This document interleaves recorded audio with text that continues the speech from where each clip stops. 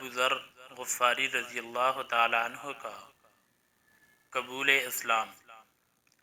حضرت ابو ذر غفاری رضی اللہ تعالی عنہ مشہور صحابی ہیں جو بعد میں بڑے زاہدوں اور بڑے علماء میں سے ہیں۔ حضرت علی کریم اللہ وجہ کا ارشاد ہے، ابو ذر رضی اللہ تعالی عنہ ایسے علم کو حاصل کیے ہوئے ہیں جس سے لوگ عاجز ہیں، مگر انہوں نے اس کو محفوظ کر رکھا ہے۔ جب ان کو حضور اقدس صلی اللہ علیہ وآلہ وسلم کی نبوت کی پہل خبر پہنچی تو انہوں نے اپنے بھائی کو حالات کی تحقیق کے واسطہ مکہ بھیجا کہ جو شخص یہ دعویٰ کرتا ہے کہ میرے پاس وحی آتی ہے اور آسمان کی خبریں آتی ہیں، اس کے حالات معلوم کریں اور اس کے کلام کو غور سے سنیں۔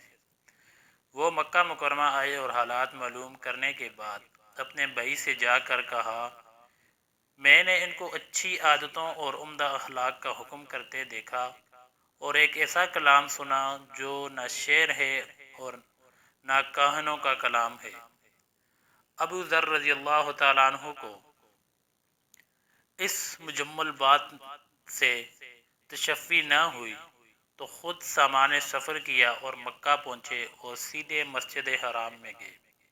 حضور صلی اللہ علیہ وسلم کو پہچانتے نہیں تھے اور کسی سے پوچھنا مصلحت کے خلاف سمجھا۔ شام تک اسی حال میں رہے۔ شام کو حضرت علی کرم اللہ وجہ نے دیکھا کہ ایک پردیسی مسافر ہے۔ مسافروں کی، غریبوں کی، پردیسیوں کی خبر گیری اور ان کی ضرورتوں کا خیال پورا کرنا ان حضرات کی گھٹی میں پڑا ہوا تھا، اس لیے ان کو اپنے گھر لے گئے، میزبانی فرمائی، لیکن اس کے پوچھنے کی کچھ ضرورت نہ سمجھی کہ کون ہو، کیوں آئے۔ مسافر نے بھی کچھ ظاہر نہ کیا۔ صبح کو پھر مسجد میں آ گئے اور دن بھر اسی حال میں گزارا کہ خود پتہ نہ چلے اور دریافت کسی سے کیا نہیں۔ غالباً اس کی وجہ یہ ہوگی کہ حضور نبی کریم صلی اللہ علیہ وآلہ وسلم کے ساتھ دشمنی کے قصے بہت مشہور تھے۔ آپ کو اور آپ کے ملنے والوں کو ہر طرح کی تکلیفیں دی جاتی تھیں۔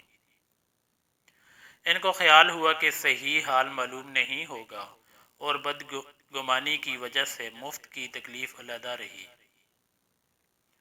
دوسرے دن شام کو بھی حضرت علی رضی اللہ تعالیٰ عنہ کو خیال ہوا کہ پردیسی مسافر ہے، بظاہر جس غرض کے لیے آیا ہے وہ پوری نہیں ہوئی، اس لیے پھر اپنے گھر لے گئے اور رات کو کھلایا سلایا، مگر پوچھنے کی اس رات بھی نوبت نہیں آئی۔ تیسری رات کو پھر یہی صورت ہوئی تو حضرت علی رضی اللہ تعالیٰ عنہ نے دریافت کیا کہ تم کس کام سے آئے ہو، کیا غرض ہے؟ تو حضرت ابو ذر رضی اللہ تعالیٰ عنہ نے اول ان کو قسم اور عہد و پیمان دیے اس بات کے کہ وہ صحیح بتائیں، اس کے بعد اپنی غرض بتلائی۔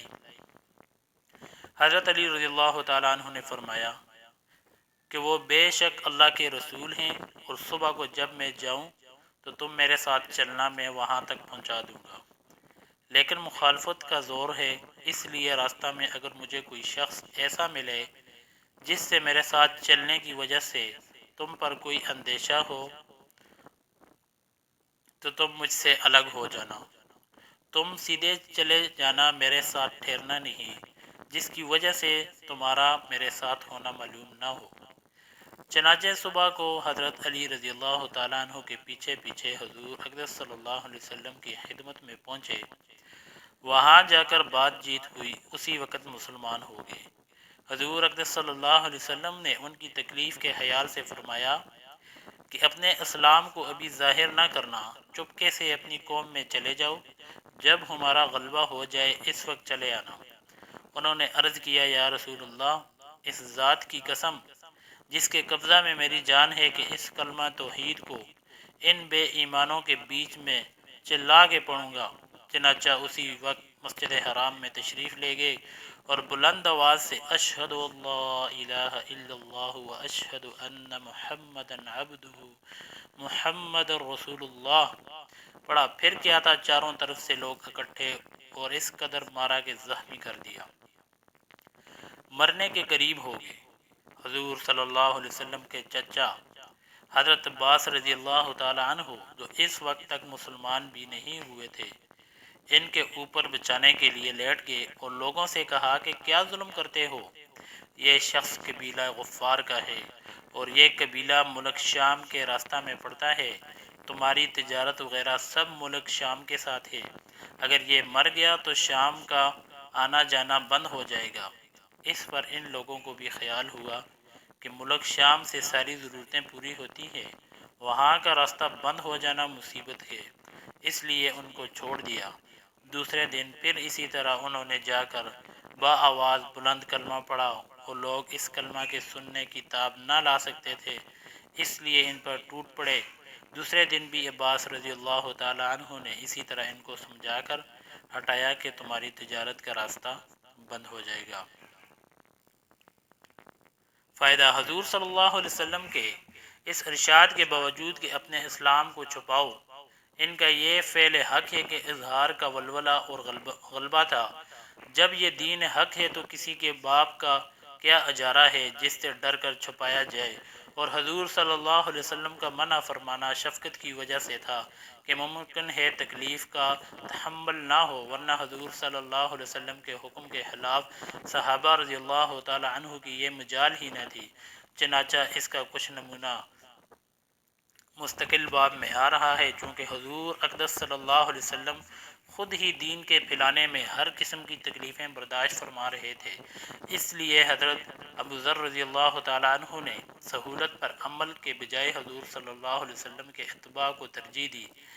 یہی ایک چیز تھی جس کی وجہ سے ہر قسم کی ترقی دینی و دنیائی صحابہ کرام رضی اللہ تعالیٰ عنہ کے قدم چوم رہی تھی اور ہر میدان ان کے قبضہ میں تھا، کہ جو شخص بھی ایک مرتبہ کلمہ شہادت پڑھ کر اسلام کے جھنڈے کے نیچے آ جاتا تھا، بڑی سے بڑی قوت بھی اس کو روک نہ سکتی تھی اور نہ بڑے سے بڑا ظلم اس کو دین کی اشاعت سے ہٹا سکتا تھا۔